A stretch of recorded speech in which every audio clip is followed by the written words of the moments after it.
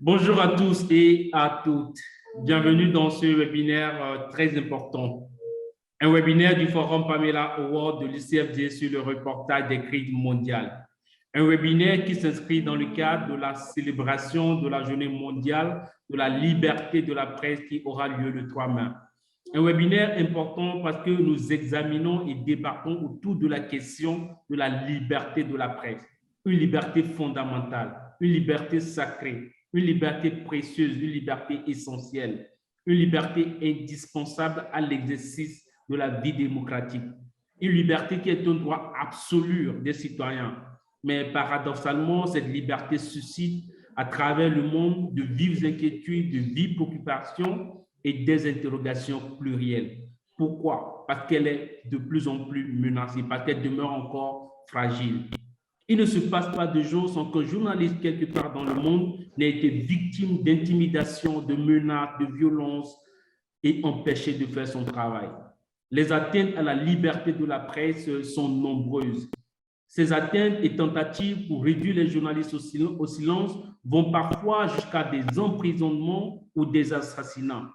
Ces attaques conduisent aussi bien souvent à la fermeture des médias indépendants qu'au retrait des fréquences et à l'exil des journalistes. Dans un tel contexte, comment garantir la liberté de la presse?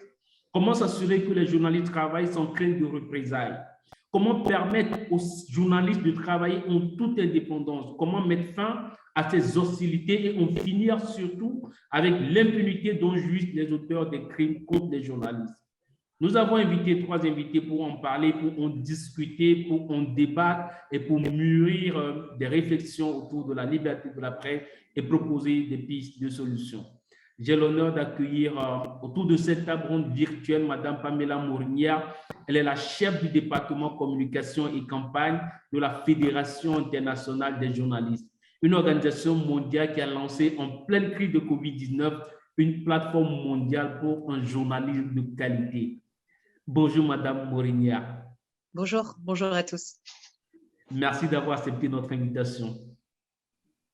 Avec plaisir.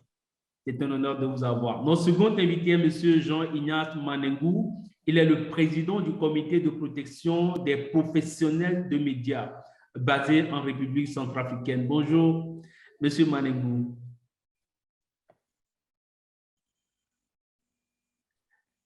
Bonjour, Monsieur Balao. Comment vous allez? Bonjour, Monsieur Balao. Je signale en passant ensemble pour vous dire bonjour. Ah, d'accord. La connaissance nous jouera certainement pas un mauvais tour. Notre troisième intervenante, elle est Madame Christina Bédito. J'espère qu'elle nous rejoindra. Elle est la présidente de l'Union nationale de la presse du Congo, section de l'Uturi. Je voudrais, avant de poser mes premières questions aux panélistes, me présenter à ceux et à celles qui me découvrent pour la première fois.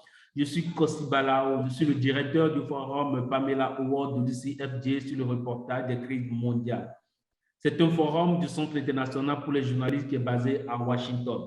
Nous l'avons lancé en 5 langues, en anglais, en français, en espagnol et en arabe, aussi bien en portugais, pour aider les journalistes à mieux travailler, pour leur doter des expertises nécessaires pour assurer une couverture responsable des enjeux mondiaux. Madame Morigna, ma première question, elle s'adresse à vous. La Fédération internationale des journalistes a publié en 2021 un document de référence, le livre blanc sur le journalisme mondial. Un livre qui rapporte que 2658 journalistes ont été assassinés depuis 1990, dont 65 en 2020 et que 235 étaient en prison. Un an après la publication de ce document, de ce livre, qu'est-ce qui vous inquiète aujourd'hui lorsque vous jetez un regard sur la liberté de la presse dans le monde? En fait, c'est vrai qu'on a un énorme souci en ce moment, c'est le niveau d'impunité des crimes perpétrés à l'encontre des journalistes, et c'est un niveau d'impunité qui ne varie pas. On a remarqué, par exemple, l'année dernière, qu'on a recensé beaucoup moins de journalistes tués. Ça ne veut pas dire, on en a recensé 47 l'année dernière, mais ça ne veut pas dire qu'il n'y a pas un nombre d'attaques complètement démesurées à l'encontre de journalistes, avec des agressions en fait qui prennent des formes différentes maintenant d'il y a quelques années, puisqu'on a vu aussi le développement très, très inquiétant de logiciels, ce qu'on appelle des spyware, donc des logiciels espions qui permettent de rentrer directement dans les ordinateurs et dans les téléphones des journalistes et de s'emparer de tout type d'informations, y compris les mots de passe. Donc l'état de la liberté de la presse, malheureusement, ne s'améliore pas. On a aussi énormément d'abus en ligne, de harcèlement, de menaces et d'attaques physiques à l'encontre des journalistes. Et c'est vrai que le 3 mai, c'est toujours l'occasion pour nous de rappeler les valeurs essentielles du journalisme, parce qu'il n'y a pas que les atteintes à la profession, mais il y a aussi tous les devoirs des journalistes, l'importance de la qualité de l'information. Et c'est important, je pense, à une époque où on observe vraiment une crise de confiance envers la presse, de rappeler aussi ces principes fondamentaux du journalisme et de rappeler l'importance d'informer qualitativement les citoyens. Vous avez parlé des nouvelles formes d'agression contre les journalistes. Nous allons certainement revenir sur ce point précis. Mais avant, vous avez également dit que la liberté de la presse ne s'améliore pas. Pourquoi, selon vous, elle est toujours fragilisée, qu'elle ne s'améliore pas? En fait, l'information, c'est le pouvoir. Donc, on observe toujours des atteintes de la part notamment des dirigeants, mais pas uniquement, des personnes puissantes, des personnes qui violent la loi, des tentatives toujours de contrôler l'information pour éviter de devoir rendre des comptes. Et on compte dans le monde un certain nombre de régimes autocratiques, on compte dans le monde un certain nombre de mafias, de crimes organisés, de corruption qui prennent différentes formes, et toutes ces personnes ont intérêt à faire taire la presse et utilisent tous les moyens qui sont à leur pouvoir pour essayer de museler les journalistes et même carrément parfois de fermer certains médias. Monsieur Jean-Ignace Manengou, comment décririez-vous la situation de la liberté de la presse actuellement en République centrafricaine?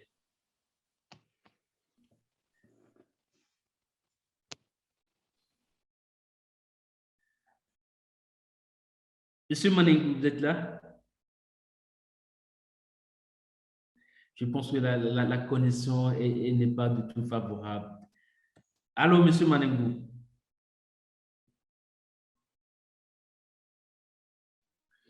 Bon, voilà.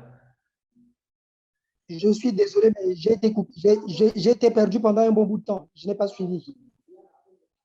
Oui, la question, c'est de savoir comment vous décririez actuellement la situation de la liberté de la presse en République centrafricaine. La situation De en la République liberté centrafricaine, la liberté de la presse en Centrafrique est très, très, très fragile. Même si aujourd'hui, on n'a pas de cas de journalistes en prison pour raisons professionnelles, mais les conditions de travail, les conditions de sécurité sont telles qu'il est difficile pour les journalistes de travailler libre. Et pas où le République centrafricaine est un pays qui a commis cas d'assassinat de journalistes. Vous avez certainement de Camille Lepage qui a été assassiné, la journaliste française, photographe journaliste française, qui a été assassinée en Centrafrique. Le cas d'Elisabeth Olofio, une journaliste d'une radio communautaire qui est décédée suite à l'agression dont elle a été victime en 2014. Et pardon, le cas des trois journalistes russes qui ont été assassinés aussi en République centrafricaine. Ça sont les cas les plus connus. Mais à côté de cela, il y a des cas qui sont passés, qui sont restés dans l'anonymat. Le cas de René Padou, de Sayenga, d'un technicien de la télévision centrafricaine qui a été égorgé alors qu'il descendait du site de l'émetteur de la télé, de Patrice Yanzenga, qui a été agressé et qui est mort pour des raisons professionnelles. Donc, mais des cas dont on n'a pas dont on n'a pas beaucoup parlé. Aujourd'hui, les journalistes reçoivent des menaces pratiquement quotidiennement, surtout ceux qui font du fact-checking maintenant. Ils reçoivent aussi beaucoup de menaces parce qu'il ne faut pas oublier que la situation politique, la situation sécuritaire en République centrafricaine est très instable.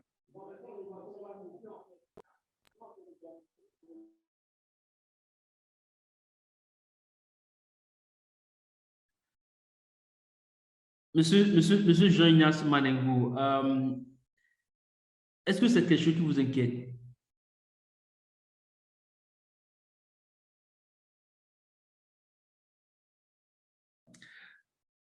Nous avons perdu M. Manengou pour un moment. J'espère qu'il sera bien encore de retour. Madame Pamela, lorsque vous écoutez la situation décrite par le confrère Manengou, à savoir les journalistes en fait qui sont tout le temps attaqués et menacés, mais il y a toujours cette question d'impunité qui est là, dont jouissent en fait ceux qui s'attaquent aux journalistes. Comment mettre fin à cette impunité selon vous? C'est vraiment une tâche énorme. En fait, c'est vrai qu'on s'y attelle depuis de nombreuses années. Nous, ce qu'on souhaite, c'est qu'il y ait une convention des Nations Unies sur la protection des journalistes, une véritable convention sur la protection des journalistes. Et c'est la convention sur laquelle on fait campagne déjà depuis un certain nombre d'années, parce qu'on se rend compte qu'il y a des manques au niveau du droit international dans la protection des journalistes. Il y a vraiment des choses qu'il faut combler. Les journalistes sur les lieux de conflit aussi, qui sont par exemple considérés comme, qui doivent être considérés comme des civils, mais on se rend compte que finalement, ils se mettent beaucoup plus en danger que des civils, parce qu'ils vont aller volontairement sur les lieux de conflit pour essayer de rendre compte d'une réalité. Le fait qu'ils peuvent aussi être considérés comme propagandistes, parce que c'est ce qui se passe un petit peu actuellement dans de nombreux endroits du monde, mais c'est vrai qu'en Ukraine, en Russie tout particulièrement, les journalistes sont considérés comme des propagandistes et donc ne peuvent plus travailler ou sont menacés d'être mis en prison. C'est le cas en Russie actuellement, par exemple. Et donc, c'est vrai que pour nous, c'est important qu'il y ait une convention qui regroupe tous les textes qui existent déjà et qui protègent les journalistes, mais dans un texte unique et qui soit vraiment d'application mondiale pour leur donner un statut particulier et justement pour éviter qu'il y ait pour que l'impunité continue de gangréner la profession comme elle le fait actuellement et que les États membres soient obligés de rendre des comptes quand un crime perpétré envers un journaliste n'est pas investigué correctement. Il faut savoir que c'est simplement un crime, un meurtre de journaliste sur 10 qui fait l'objet d'une enquête. Donc, je vous laisse imaginer, au niveau des crimes qui sont entre guillemets moins graves, le niveau d'impunité qui existe à l'heure actuelle. Et on sait que beaucoup de journalistes renoncent même à porter plainte parce qu'ils savent que les services de police ne vont pas donner suite, les services judiciaires ne vont pas donner suite à leurs plaintes. Donc, quand on atteint ce niveau d'impunité, effectivement, il faut frapper haut et il faut frapper fort.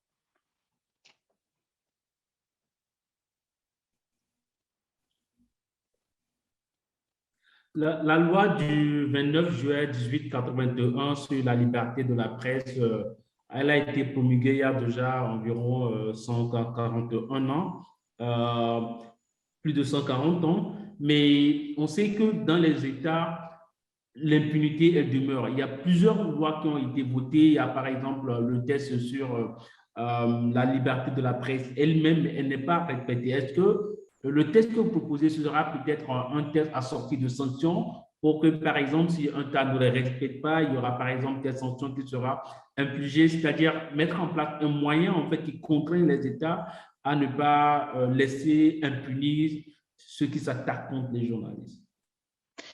Oui, effectivement, il faudrait des sanctions et je crois que même au-delà des sanctions, il faut aussi que le principe de la liberté d'expression soit non seulement inscrit dans les constitutions, mais également qu'il y ait une véritable sanction au niveau national quand ce principe n'est pas respecté.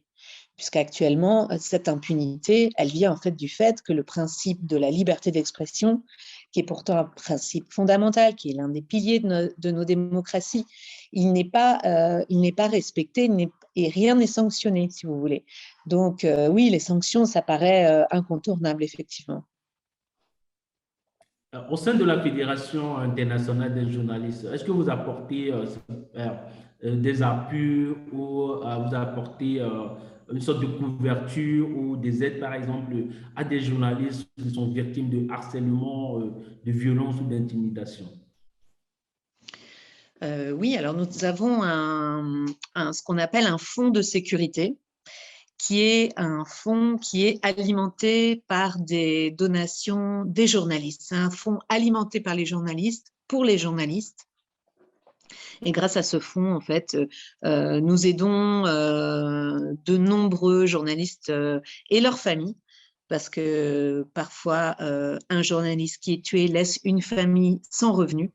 Et donc, nous aidons ces journalistes et leurs familles à trouver refuge ou à tout simplement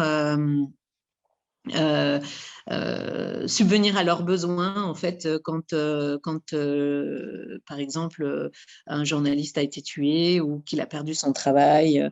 On travaille avec le biais de nos affiliés. On représente 180 associations et syndicats de journalistes dans le monde, plus de 180 d'ailleurs, et on travaille avec eux, en fait, on travaille en coordination avec eux, c'est eux aussi qui sont les contacts sur place, qui vérifient la situation du journaliste, qui confirment ou infirment toutes les questions que nous avons à poser sur la situation de tel journaliste, et nous les aidons comme ça.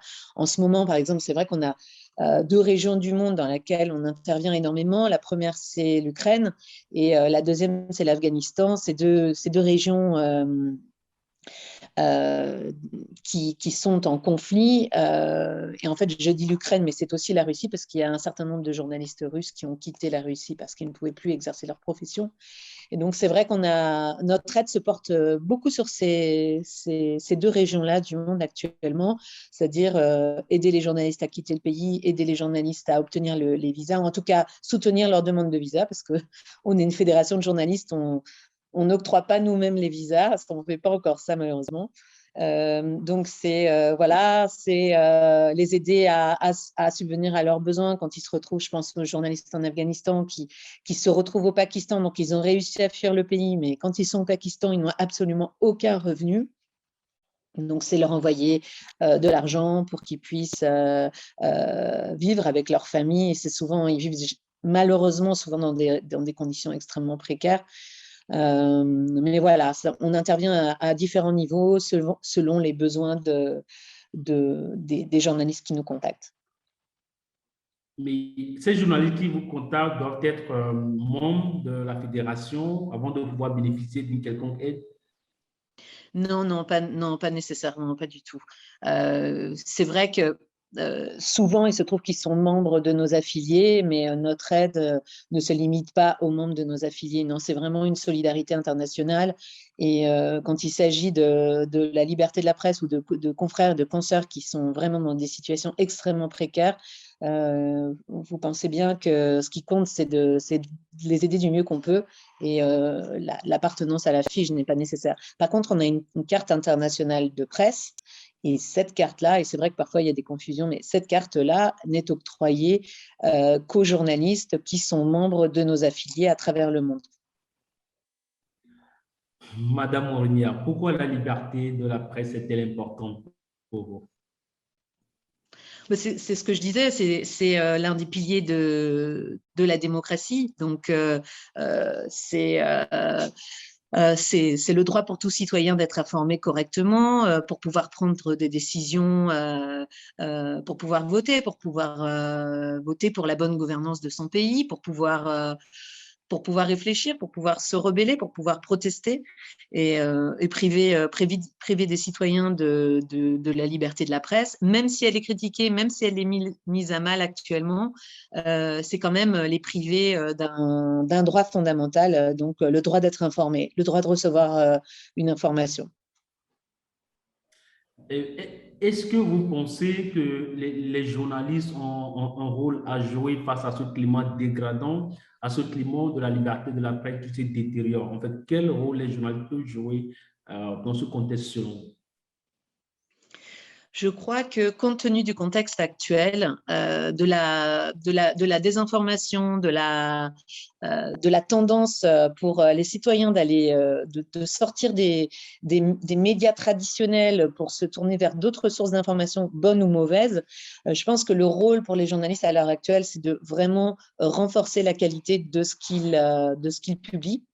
Et vraiment de renforcer le respect de la déontologie journalistique, d'appliquer les codes de déontologie. Nous, on a publié en 2019 une charte mondiale d'éthique qui fait suite en fait à la charte de Bordeaux, que la plupart des journalistes connaissent, qui a d'ailleurs été reproduite dans la plupart des codes de déontologie à travers le monde, mais qu'on a mis à jour en fait pour tenir compte des nouveaux défis qui se posent actuellement à la presse, notamment en ce qui concerne aussi les nouvelles technologies, etc.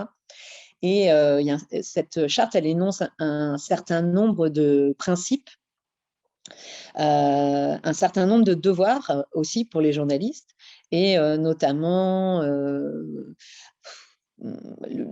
l'importance, par exemple, que le devoir envers les citoyens, envers le public, prime le devoir envers l'employeur du journaliste, par exemple.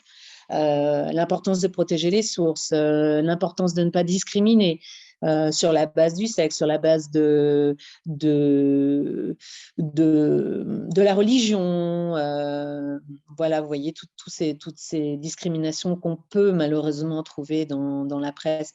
Les journalistes ont un rôle extrêmement important à ne surtout pas les véhiculer. La protection de la vie privée, l'importance, et je pense que c'est l'un des principes essentiels, c'est de vérifier son information, de vérifier les faits. Voilà, donc il y a un certain nombre de principes comme ça auxquels chaque journaliste doit s'attacher. Et c'est ainsi qu'on fait une presse de qualité. Après, il faut toujours tenir compte du contexte aussi, de médias qui sont vraiment dans une situation financière souvent très difficile, notamment après la pandémie, qui n'est toujours pas finie d'ailleurs. Donc, des moyens économiques extrêmement limités, une précarité de la profession, notamment en ce qui concerne les indépendants. Donc, le fait que certains journalistes ne sont même pas payés tous les mois, donc la rapidité aussi de l'information, la pression de devoir produire plus en moins de temps, souvent de devoir être multitâche et d'être à la fois sur Internet, à la fois sur la version papier du journal, de produire une vidéo. Enfin, on demande beaucoup plus aux journalistes avec généralement moins de moyens. Donc, c'est un peu compliqué de faire une information de qualité dans ces conditions, et on en est très conscient. On sait bien qu'on a une charte, on a adopté une charte qui est extrêmement importante, qui est très ambitieuse, mais on connaît aussi très bien la réalité du terrain, et malheureusement, c'est cette réalité qu'on côtoie au quotidien, parce que notre quotidien à la FIJ, c'est d'entendre des histoires de journalistes qui ont été licenciés du jour au lendemain, de plans sociaux, de grèves, puis aussi tout ce qui concerne la concentration des médias, évidemment, comment travailler comment fournir un travail de qualité lorsqu'on est mis sous pression par une personne qui détient les 3/4 des médias du pays, par exemple. Enfin, il y a des enjeux incroyables actuellement. Et c'est vrai que ce sont des enjeux que le public connaît moins. Le public va simplement dire « Ah, la presse est mauvaise, l'information est mauvaise ».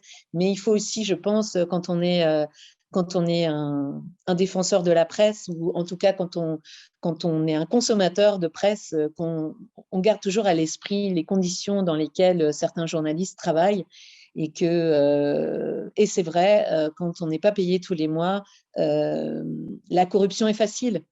La corruption peut arriver. Et ça, il faut en parler aussi. Si on veut avoir une presse indépendante, une presse libre et une presse solide, il faut lui en donner les moyens, il faut des aides à la presse, il faut surtout qu'elle soit indépendante économiquement. À partir du moment où la presse est dépendante économiquement, elle est forcément ouverte à tout type de pression et c'est très difficile de résister. Vous avez dit qu'une fois que la presse elle est indépendante et économiquement, il sera beaucoup plus facile en fait de résister aux pressions quand elle est suffisamment indépendante en fait. Mais le constat est que les presses sont les médias sont de plus en plus fragiles et c'est une situation que la pandémie de Covid-19 a rendue encore beaucoup plus compliquée. On a vu des médias qui ont fermé les portes, qui ont mis la clé sur les portes, des journalistes qui ont perdu des contrats et qui sont obligés aujourd'hui de se lancer dans le freelancing. Et on a vu aussi des journalistes qui ont été empêchés de travail durant cette pandémie du Covid-19. Une situation très compliquée. Mais donc, comment peut-on renforcer l'indépendance des médias après, par exemple, la Covid-19 ou dans un contexte actuel?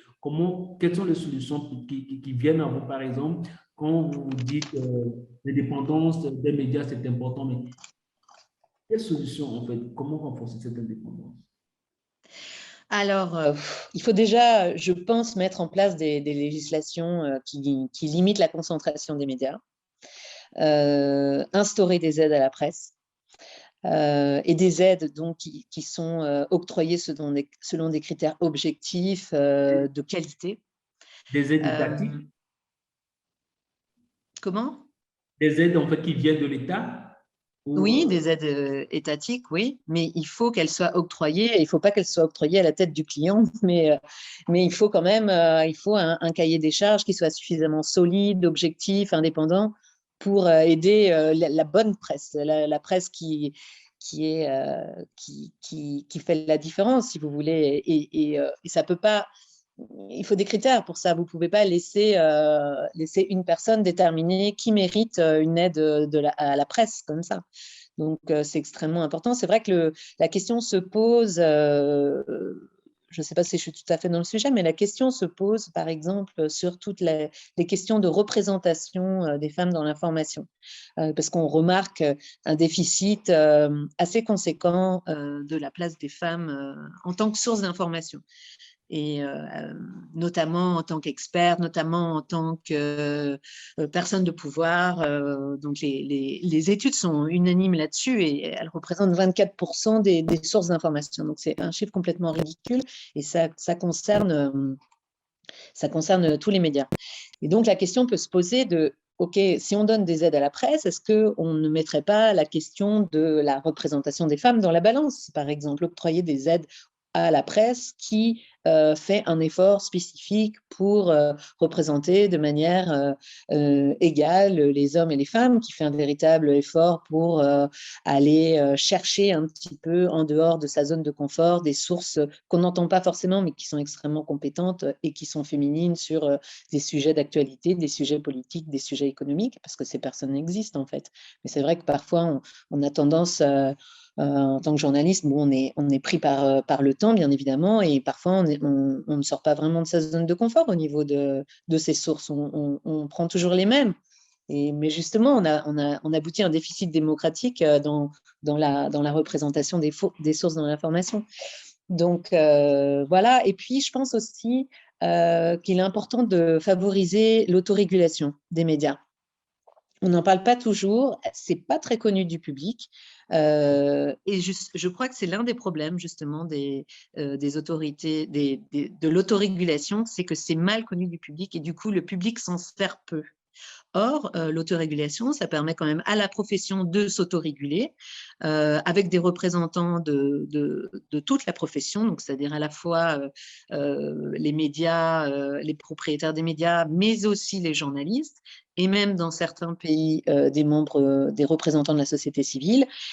Et on aboutit ainsi à une réduction déjà des actions en justice et la possibilité pour la profession donc de réfléchir à ces pratiques et surtout de d'émettre une jurisprudence qui va permettre vraiment de guider le travail de toute une profession. Et on constate que le public n'a pas recours à ces organes d'autorégulation. Alors, on pense bien sûr aux médiateurs. Les médiateurs dans l'audiovisuel sont peut-être un petit peu plus connus, mais vous pensez, parfois le courrier des lecteurs peut faire d'ailleurs office d'autorégulation d'une certaine façon. Moi, c'est vrai que je pense aussi et surtout aux conseils de presse. Et les conseils de presse, finalement, le public ne les connaît pas. Il y a peu de plaintes qui sont déposées, et quand les plaintes sont déposées, elles sont souvent déposées, en tout cas je parle plus de mon expérience d'européenne, les plaintes sont souvent déposées pour des questions de discours de haine, de discrimination raciale, c'est plutôt ce genre de sujet, alors qu'il y a plein d'autres sujets en fait sur lesquels la population pourrait s'offusquer ou en tout cas demander des comptes ou voilà, en tout cas déposer une plainte. Et puis il faut penser aussi au travail le travail d'autorégulation ne se limite pas à la plainte elle-même, en fait, pour les conseils de presse. Il y a beaucoup de conseils de presse qui publient aussi des lignes directrices, des directives sur certains sujets, comment traiter de la pandémie, comment traiter de l'égalité homme-femme, des violences envers les femmes. Il y a plein de...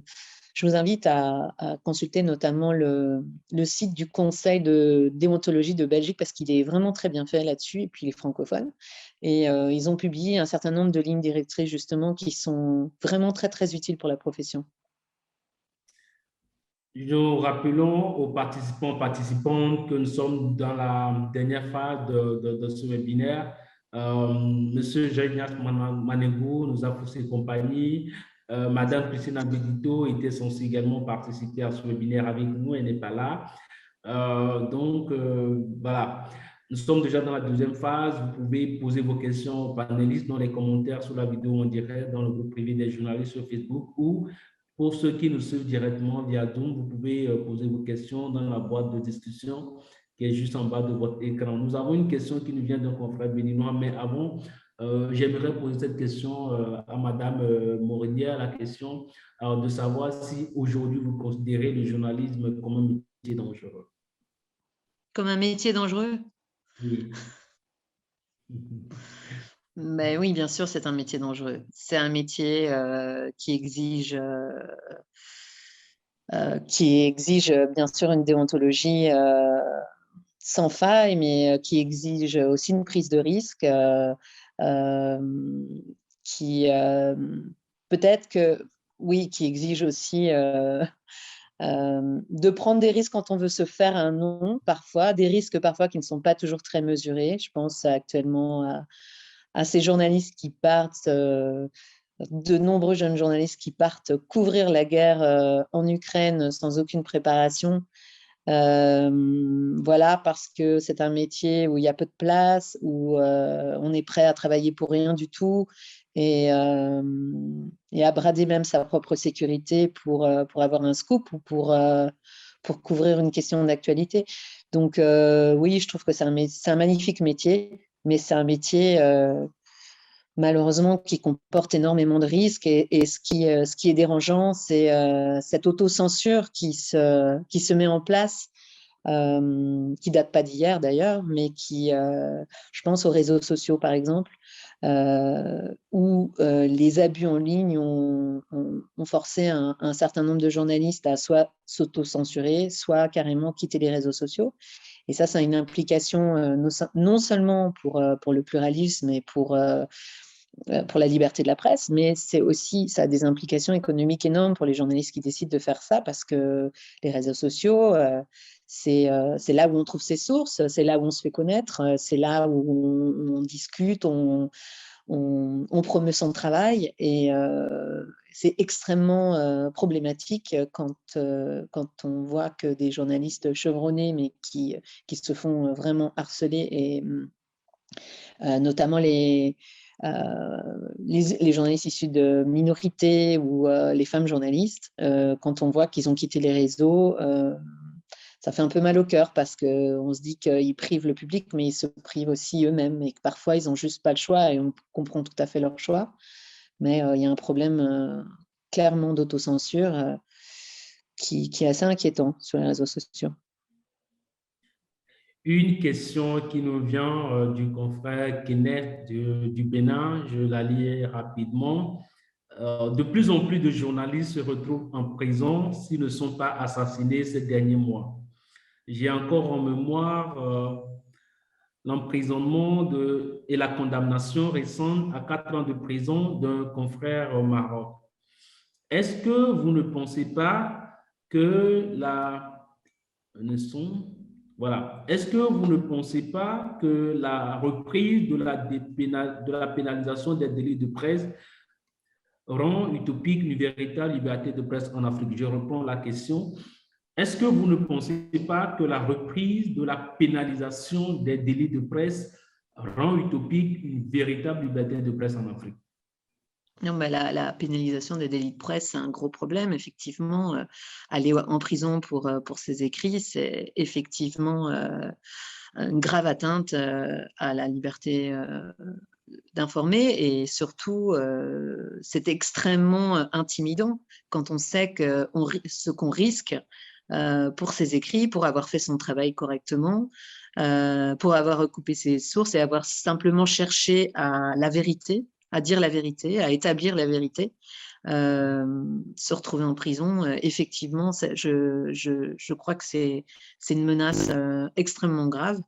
Et effectivement, c'est quelque chose, notamment la pénalisation des délits de diffamation, ça nous pose un énorme problème. C'est quelque chose qu'on dénonce depuis des années.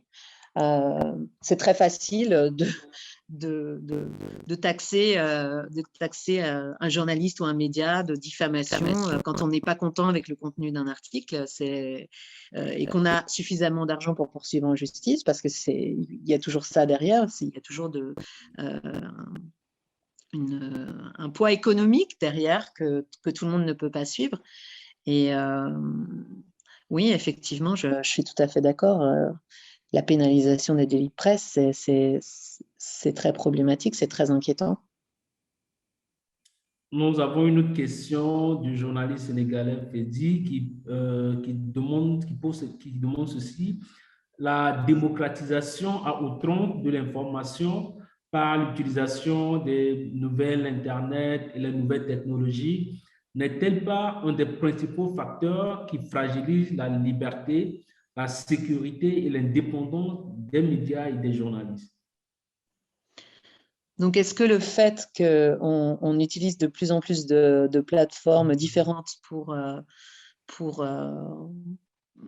diffuser l'information, ça poserait question à... Je ne suis pas sûre d'avoir bien compris. La question, c'est de savoir si l'information à outrance, l'utilisation des nouvelles technologies, l'utilisation de l'Internet n'est pas un facteur qui fragilise, par exemple, la liberté en fait, des journalistes et des médias. Le fait qu'aujourd'hui, il y a beaucoup d'informations, vous l'avez dit dans votre introduction, aujourd'hui, il y a un flux immense en fait d'informations sur les réseaux sociaux, les médias qui publient beaucoup plus rapidement qu'avant, à un rythme très rapide. Est-ce que tout cela en fait n'est pas un facteur qui menace la liberté de la presse? Pour moi, non. Ce qui menace la liberté de la presse, en tout cas, ce qui menace la crédibilité de la presse, c'est toute la désinformation qui circule via ces réseaux. Et je pense que c'est très difficile pour un ou une citoyenne, un citoyen ou une citoyenne, de toujours savoir faire la part des choses, de toujours comprendre comment différencier la désinformation d'une information sourcée, vérifiée et de qualité. Et je crois que c'est une grosse difficulté. Et je pense que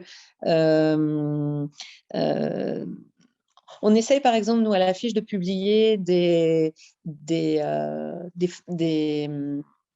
dépenses bêtes, des astuces pour essayer de détecter la désinformation, au-delà de tout le travail extrêmement essentiel des fact-checkers. Et je pense que l'une des manières aussi de lutter contre ça, c'est de mettre l'accent sur l'éducation aux médias. Si on apprend aux utilisateurs, aux consommateurs d'informations dès leur plus jeune âge, à l'école déjà, comment décrypter l'information, comment faire la part des choses, on les outille en fait à savoir faire la différence entre la presse de qualité et toutes les fausses informations qui circulent. Après, effectivement, peut-être que cette personne fait aussi référence à tous les algorithmes et toutes les tout ce qui existe notamment sur les réseaux sociaux et qui vont privilégier une information au détriment d'une autre. Effectivement, si c'est à ça qui fait référence, c'est vrai que ça peut poser problème. C'est vrai que ça a un peu le défaut de ses qualités, c'est-à-dire que les réseaux sociaux nous permettent d'avoir accès à une foule d'informations, mais en même temps peuvent aussi nous exclure d'une foule d'informations. Donc, oui, il y a quelque chose au niveau des algorithmes qui est un petit peu dérangeant. Je suis assez d'accord avec ça.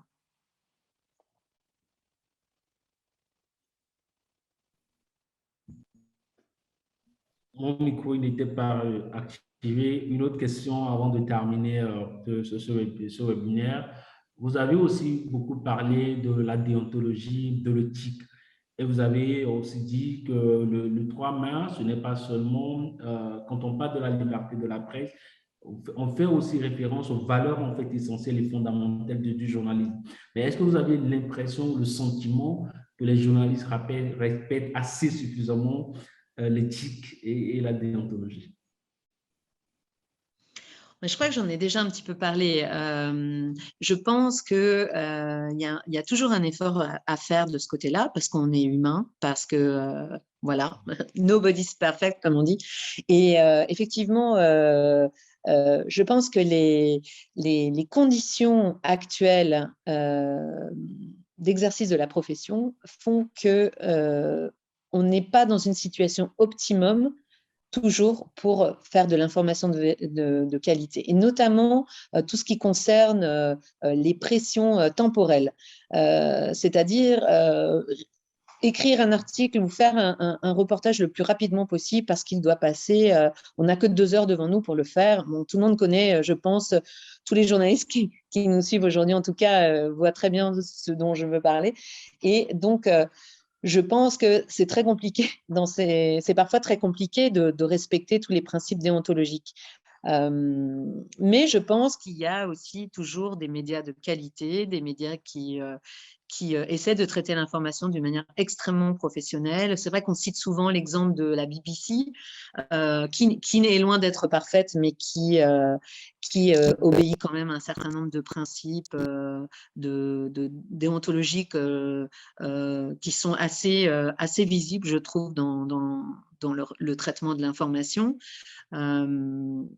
Et puis, certains médias qui sont complètement dépendants du pouvoir et qui ont donc une objectivité toute relative et qui, oui, effectivement, il faut le savoir. Il faut savoir aussi parfois quand on utilise l'information. Et là, s'il y a beaucoup de journalistes aujourd'hui, je pense qu'ils connaissent très bien qui sont les propriétaires des médias, mais c'est pas forcément le réflexe que va avoir un utilisateur, un lecteur, par exemple. Il va pas forcément aller voir qui détient ce journal. Vous voyez, et en fait, il aurait la réponse. Il saurait que si telle personne détient ce journal, c'est normal que le journal ne parle pas, par exemple, de toute la politique d'armement de tel pays. C'est normal qu'il n'en parle pas, vous voyez. Mais c'est vrai que c'est pour ça que je dis que l'éducation aux médias est aussi importante. C'est la dernière question. En tout cas, elle nous vient d'un participant à ce webinaire. Il demande, pensez-vous pas que les difficultés économiques auxquelles font face les professionnels des médias les rendent vulnérables face aux plus offrants? Face aux plus offrants? c'est ça? Oui, oui, face aux plus offrants. Oui, je crois que j'en ai parlé déjà tout à l'heure. Justement, je crois que c'est l'un des gros problèmes. Si on veut avoir une presse de qualité et des journalistes qui respectent la déontologie, il faut qu'ils puissent vivre de leur travail. Et dans des pays ou dans des médias où les journalistes ne sont pas payés tous les mois, et je pense que c'est le cas dans certains pays africains, ou en tout cas dans certains médias africains, mais c'est le cas aussi, on a eu toute une affaire là-dessus il y a quelques mois au Pakistan. Effectivement, on ne peut pas attendre de ces journalistes une impartialité totale si on leur donne une petite enveloppe à la fin d'une conférence de presse pour qu'ils parlent bien du président, ou, etc. Je ne dis pas que je soutiens l'article qui va être un peu biaisé, ou même carrément biaisé, qui va sortir. Je dis juste que quand on n'a pas été payé du mois, eh ben, forcément, c'est plus facile de se tourner vers le plus offrant, si c'est de ce type d'offre dont la personne parle, malheureusement. Donc, je pense que vraiment, l'essentiel, c'est d'offrir aux travailleurs des médias des conditions de travail décentes. Et ça inclut une égalité de traitement et aussi un salaire décent. Madame Mourinier, est-ce que vous avez quelque chose d'autre à ajouter? Non, non, je vous remercie beaucoup. En tout cas, ça m'a fait plaisir de discuter avec vous. Je ne m'attendais pas à un mode interview comme ça, mais pas de problème. Et je vous souhaite à tous une très bonne journée de la presse. Merci surtout à vous. Merci pour votre disponibilité aussi pour avoir répondu à toutes ces questions. Je le répétais, nous étions censés être quatre sur ce plateau virtuel avec M. Jean-Ignace qui est parti en raison de la mauvaise connectivité et Mme Abedito, pour laquelle je ne sais vraiment pas pourquoi elle n'a pas pu participer, parce qu'on a échangé en mail quelques heures avant. Elle m'avait aussi envoyé un mail pour me dire, voilà, je serai connecté, je serai là. Et voilà, du coup, ce sont des situations qui arrivent. Vous avez tenu le plateau seul. Merci sincèrement. Merci encore une fois. Et à la prochaine. Ça a été vraiment un plaisir de discuter de la liberté de la presse qui est très fondamentale et qui est une question vraiment, vraiment très importante. Merci aussi aux confrères, aux consoeurs qui nous ont suivis, qui ont posé des questions. Merci à tout un chacun. Moi, je vous donne rendez-vous le jeudi prochain pour parler du slow journalisme, du journalisme long, du journalisme au long format. Encore une fois, bon après-midi, bonne fin de journée et au revoir. Au revoir.